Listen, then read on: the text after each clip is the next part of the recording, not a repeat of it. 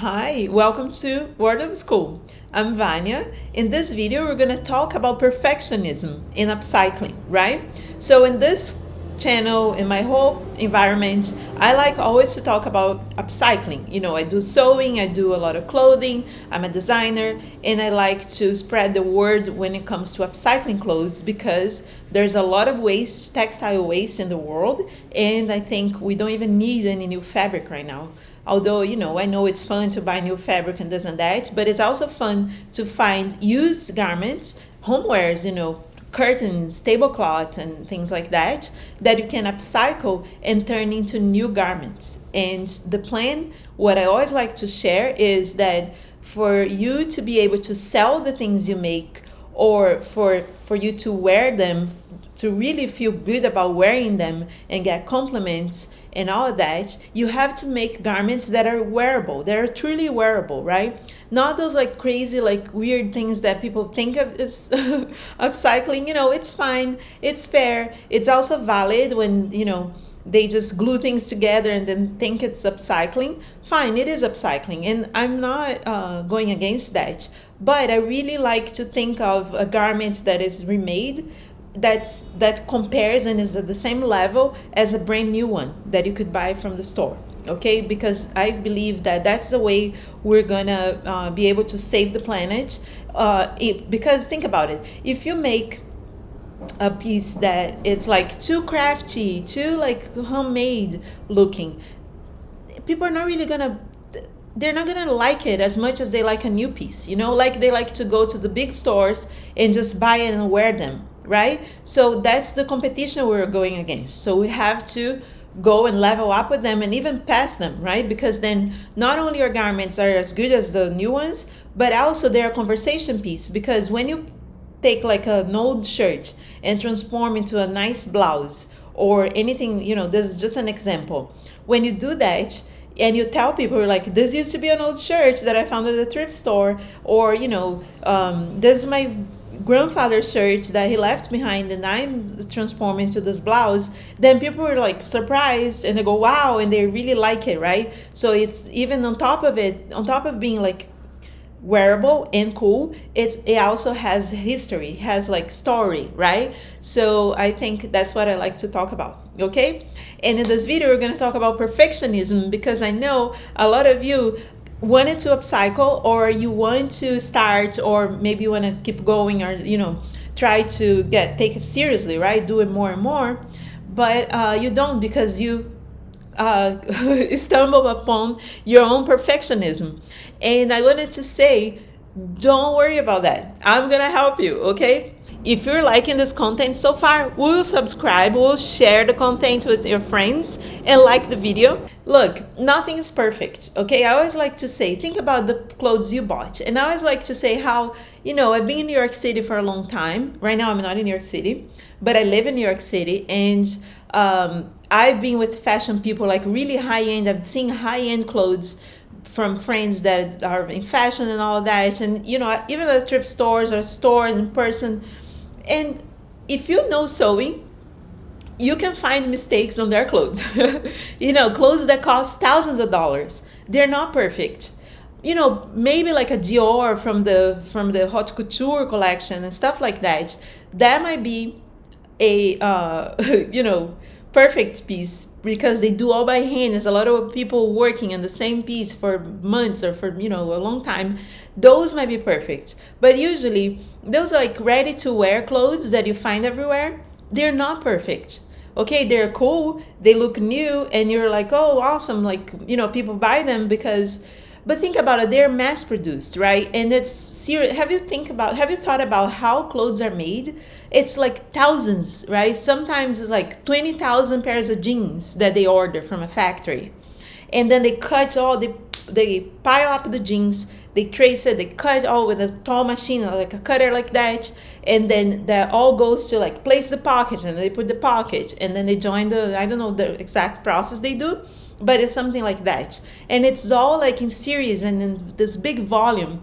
Obviously it's not going to be perfect, and of course there's the quality control, and they don't sell, depending on the brand, right? they the seconds, right, they won't sell like a full price and all. But if you pay attention, even the ones that are first, right, that they sell at the stores, they're not perfect. Think about when you try it on, does it fit you perfectly? It usually doesn't. Or like you wash it once and then it falls apart, or it's all like twisted and funny. So that's the first thing. Like when you make something, it doesn't need to be perfect, because nothing's perfect. No clothing are perfect, okay? And if you keep thinking of like, I have to make this part, then you're never gonna reach your goal. The second point is, think about it. You're working with used stuff, right? Usually you're actually saving something that was going to trash. Basically, it's like trash, right? So you're taking trash and transforming into something else, into something new that's like you're upcycling, you're bringing it up. So if you ruin it, fine. I'm not saying like everything is gonna be, me, I always buy things I buy to upcycle. Usually I love it and I don't want to ruin it, obviously. But there's also stuff that I don't care much about it, and I can get started with that. I test first, and then sometimes works, sometimes it doesn't work. So the most precious finds, I save it. But I can always ruin the other stuff like that. I don't care much, because it's only like old stuff. It's only used stuff that people are consider somebody discarded, and you're just taking it. So that should encourage you to just go ahead and try, right? It's not like buying fabric. Like, look, I had a brand in New York, and we did a lot of upcycling, a lot of vintage. I would just sell like plain vintage stuff that was just clean, make it, fix things and all, and then sell like that. But then I had a business partner at some point, and he wanted to, because he didn't understand much, and he wanted profits. And so he kept pushing me to make collections from like new stuff, right? So make like multiples of the same. And yeah, it makes sense, that's how like a fashion brand works, and you can make multiples. I also made multiples from recycled pieces, but when you order to like a shop, you just design something and you send it to a shop and you buy a bunch of fabric and they make it, okay, you're good to go, right? And so I tried that, and it's hard because it's new, right? So like a yard of linen, I only work with natural fibers, so a yard of linen is like $15, right? You might find for less, but it's usually that price. So then if a dress needs like 3 yards, there you go, you're like at least $40 in, plus the production.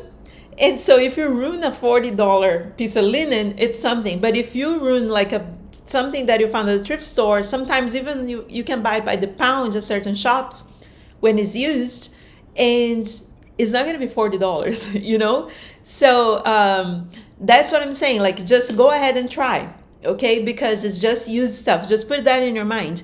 You're really not taking too much. You're not gonna lose much. Okay. So the first thing, think about it. Even the big brands and the new clothes have mistakes. So you could totally have like imperfections, and you're just working with used stuff. If you ruin it, okay, you're not losing it. Okay. The third point is something and that's really my personal view on this stuff, is that when you make something and there's a few mistakes, it's kind of like your personality showing through the piece, right? So you can make a mistake. You can what could happen, right? You cut the sleeve wrong, and then it doesn't fit the armhole, and then you have to do some trick to fix it, to make it work, right? And so it might turn out a little weird. If the fitting is fine, it's good, right? In this case, like the fitting might not be okay, and you might have to add some piece of other fabric or something, but that makes like the piece very unique, okay? And if you find the right customer, or if it's for yourself and you really like the overall piece, you're good, and your piece is even more valid than a brand new things from, those stores, the chains and all, right? That's my opinion, but I've seen that's also my experience, okay? Because I've sold thousands and thousands and thousands of pieces, and I know I see how the customer acts. Like sometimes, they like it because it's handmade. They like how it's cool. And one thing, going back to what we started talking at the beginning of the video, is that you have to make it well finished, right? So you have, I think the piece comes, the idea is like it has to be cool, like, you know, it has to please the wearer, right? The person who's gonna wear. It has to fit well, and it has to be well finished. That's how we're gonna compete with the brand new ones, right?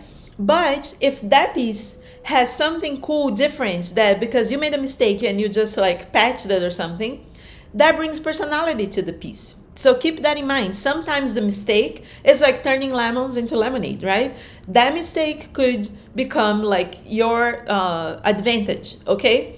Just try to put together everything else in order to like make it really cool, and then you're still gonna win at the end, even with the mistake. For instance, have you seen those brands who they kind of like, which they kind of like make the piece looks handmade? You know, they make things to look, or even like whole. Remember when like was very trendy to have like those t-shirts with holes, and people, or even the jeans, right? Still like they sell, I see everywhere, big brands doing the like the ripped jeans for even more money. So, you know, those things are because people like the personality of it, right? We're in a time right now that the more personal things are, the better, right? So customers like to go closer to get closer to the source of things, and people like more personal things, more cozy. I think even because the pandemic even made that stronger, because we want to like cozy things, nice things that feels like home, right? Not like some like crazy industrialized thing. Everyone is aware of the industrialized process of clothing making. So go for it, right? And that brings me to the last tip, that is go for it, really. And I know it's easy for me to say because I'm not a perfectionist. I really like, you know, my mojo is get it going, hashtag get it going. And so you don't need to, you know, and here's the thing. And I know it's easy for me to say, but at the same time, I want to, you know, give that to you, that if you don't start, you're never going to make it, right? So try to start from some simple piece, something that's not going to be too complicated. If you start from some crazy pattern and make like very, you know, specific, difficult, that needs like some techniques that you don't know, then it make it hard. It'll be hard for you.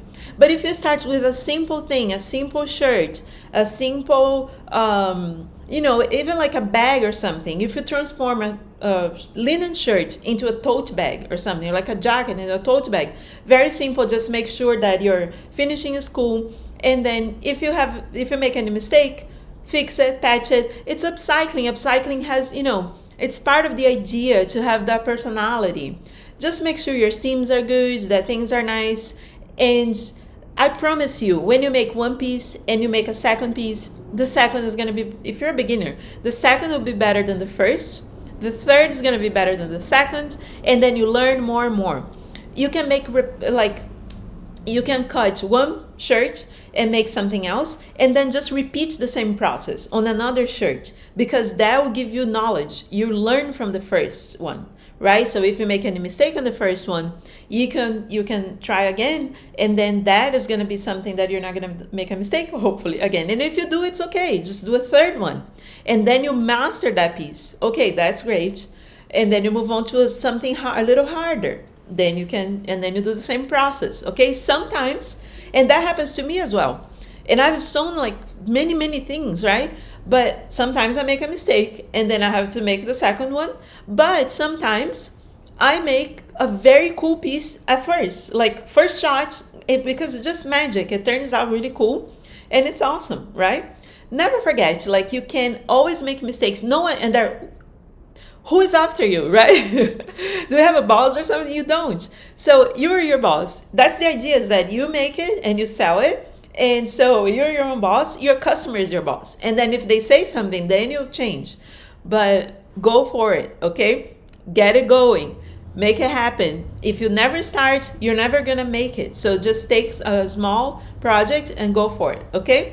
if you want to learn, and I want to share that with you. If you want to learn like certain projects and different things that you haven't done, or if you know my Instagram, the pieces that I make and all like that, because I have more time running this, right? I've been doing for a while, and I've made all the mistakes you can imagine. Join Remakers if you want to learn. I have this program that's called Wardrobe School Remakers, and every month we come up with a new project, and I make a tutorial, and we all make similar, you can make exactly like the one I teach, but you can also give your own touch. My other the other members of Remakers, they make awesome stuff because they take the idea I give them, they watch the tutorials, they take the templates when there's a template, and then they make with their own touch and ideas and all, and it's awesome. So if you want to participate, click the link here, find out more, and I hope you join us, because that's a great way to just make sure that you are always coming up with new things, that you're always like practicing and making new pieces. And if you sell garments, you can sell in small batches. This is not for the ideas that I share in Remakers is not for big companies or anything, but if you're a small brand, if you're a small creator and you want to sell small batches of those creations, you are more than welcome to do so. So I hope you join us, okay? If you have any questions about everything that I said in this video, please let me know, and I'll see you in the next video, okay? Thank you.